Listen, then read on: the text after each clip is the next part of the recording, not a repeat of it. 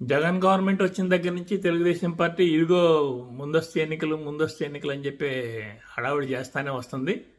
అయితే ఇప్పుడు కూడా ఒక 4-5 రోజుల నుంచి ఇదిగో ముందస్తు ఎన్నికలు జరగబోతాయి, ఇంకో నెల రోజుల్లో జరగబోతాయి, 10 రోజుల్లో జరగబోతాయి అని చెప్పేసి 4 రోజుల నుంచి తెలుగుదేశం పార్టీ బాగా హడావుడి చేస్తూ ఉంది. దీని ప్రధాన కారణం ఏంటంటే కార్యకర్తల్లో నిరుత్సాహంగా ఉంది, ఆఫీసులకు సరిగా రావడం లేదు, వాళ్ళు ఉత్తేజపరచడానికి ఇలాంటి కార్యక్రమాలు చేపడతా ఉన్నారని చెప్పి తెలుస్తుంది.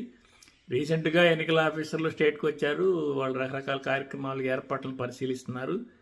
సంవత్సరాల తరబడి లాంగ్ స్టాండింగ్ ఉన్న ఆఫీసర్ని చేంజ్ చేయాలని చూస్తున్నారు.